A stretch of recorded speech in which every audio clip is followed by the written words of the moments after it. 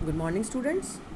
Next video में I am going to explain you कि terminating decimal expansion क्या होता है और किसी भी रैशनल नंबर को देखने के बाद हम कैसे डिसाइड करेंगे कि वो टर्मिनेटिंग होगा या नहीं होगा विदाउट डिवाइडिंग हमें एक्सप्लेन करना है कि उसका जो डेसिमल एक्सपेंशन है वो टर्मिनेटिंग होगा या नहीं होगा। तो इसके लिए जो रूल्स दिए गए हैं वो हम रीड कर लेते हैं। Let X is equal to P upon Q be a rational number such that prime factorization of q is of the form of 2n dot 5n where n and n are non-negative integers, then x has decimal expansion which terminates अगर denominator की form ऐसी होगी देखने में तो वो terminating होगा, लेकिन here the values of either n और m may be ज़ीरो भी हो सकती है। अगर Q इस फॉर्म का नहीं है तो वो नॉन टर्मिनेटिंग रिपीटिंग होगी। इसको हम एक एग्जाम्पल से समझ लेते हैं। नीचे भी एग्जाम्पल दिया हुआ है, इसको ले लेते हैं पहले। ये इजी एग्जाम्पल है, ये दिया हुआ है आपकी वर्कशीट में, आपको नोट करना है। 15/1600 विल हैव टर्मिनेटिंग और नॉन टर्मिनेटिंग रिपीटिंग डेसिमल। ये जो क्वेश्चन है ये सिर्फ एग्जाम में 1 मार्क्स में आता है। आप समझ रहे हो, 1 मार्क्स में आपको सिर्फ येस या नो में जवाब देना होता है कि ये टर्मिनेटिंग होगा। दोनों में से डिसाइड करना होता है कि टर्मिनेटिंग होगा या नॉन टर्मिनेटिंग रिपीटिंग होगा। आपको एक वर्ड में आंसर देना होता है, या तो ये या तो ये। ठीक है, तो इसीलिए इसमें हमें स्पीड की ज़रूरत होती है। तो इसमें हम क्या करेंगे, हम इसके डिनोमिनेटर के फैक्टर्स करेंगे। जैसे 1600 है तो 1600 के हम फैक्टर्स करेंगे। देखो बेटा, 1600 के हम फैक्टर्स, प्राइम फैक्टर्स करने हमने लास्ट वीडियो में देखे थे। 2 से करेंगे, फिर दोबारा 2 से करेंगे, फिर 2, फिर 2, फिर से 2, फिर 2 से। अब ये 2 से नहीं होगा, 5 से, फिर 5 से और फिर ख़त्म। अब हम इसको लिख सकते हैं 1 2 3 4 5 6, 2 to the power 6, और इसको भी लिख सकते हैं 5 की पावर 2। जब हमारा आंसर इस तरीके से आएगा जिसमें 2 की कोई पावर होगी और 5 की कोई पावर होगी, यानी 2 की पावर m, कोई भी पावर, कोई भी हो, इससे फ़र्क नहीं पड़ता, और 5 की पावर n, 2 की कोई पावर, 5 की पावर। ऐसा भी हो सकता है कि 2 की पावर तो हो लेकिन 5 ना हो। ऐसा भी हो सकता है कि 5 की पावर तो हो लेकिन 2 की पावर ना हो। जैसे फॉर एग्ज़ाम्पल अगर हमारा आंसर आता है 2 की पावर 6 या हमारा आंसर आता है 5 की पावर 3, तो भी ये क्या होगा, टर्मिनेटिंग डेसिमल एक्सपेंशन होगा। 3 तरह के आंसर हमारे आ सकते हैं, 2 की पावर m, 5 की पावर n, या 2 की पावर m, 5 की पावर n कॉम्बिनेशन। या तो खाली 2 हो, या तो खाली 5 हो, या तो दोनों हो, तो भी ये हमारा क्या होगा, टर्मिनेटिंग होगा। लेकिन अगर इसके अलावा कोई और फैक्टर आ गया, जैसे यहाँ पर 3 आ गया, 3 की पावर o या p, है ना, या फिर 7 आ गया, या फिर यहाँ पर 11 आ गया, तो ये क्या होगा, नॉन टर्मिनेटिंग रिपीटिंग। क्या होगा, नॉन टर्मिनेटिंग रिपीटिंग। क्वेश्चन को हमें डिनोमिनेटर के फैक्टर्स करने हैं, लेकिन हमें एक काम और करना है। अभी हमारा क्वेश्चन क्या था, 15/1600, तो हमें ऊपर भी फैक्टर करने हैं। 3 × 5 अपॉन में 2 की पावर m मल्टीप्लाइड में 5 की पावर n। ओके, 2 की पावर 6 और 5 की पावर 2।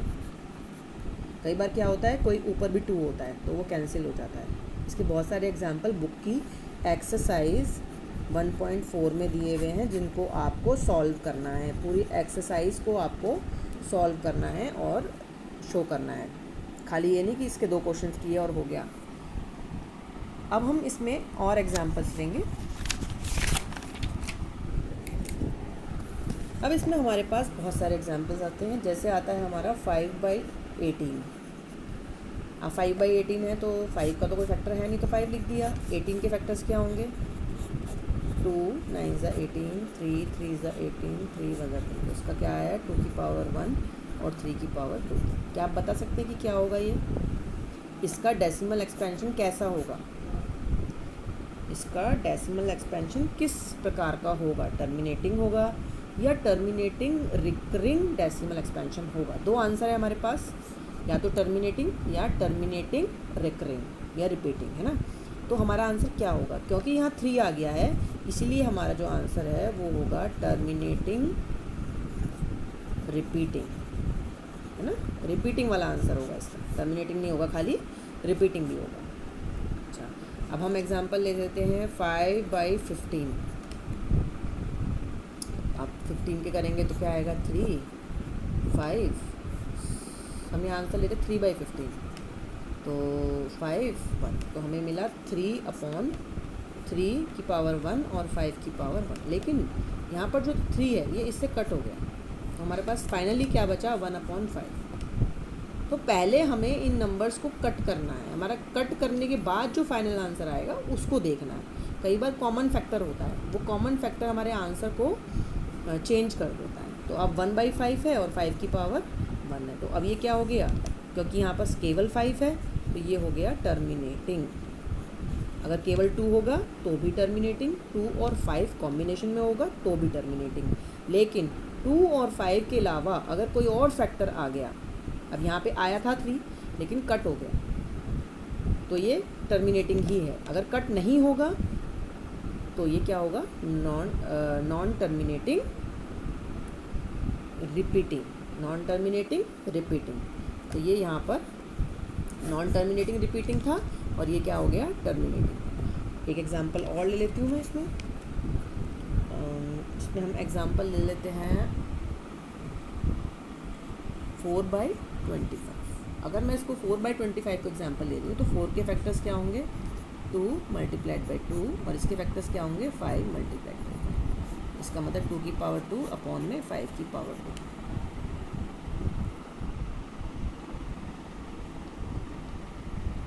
अब बताइए कि ये क्या होगा, टर्मिनेटिंग होगा या नॉन टर्मिनेटिंग होगा। Yes, you are right, because only 5 is there, no other factor like 3, 7, 11 or 17 or 19, any other prime number which is other than 2 and 5 is not in the denominator, therefore it will be a terminating। Form क्या होनी चाहिए, either 2 की power either 5 की power, और कुछ नहीं होना चाहिए।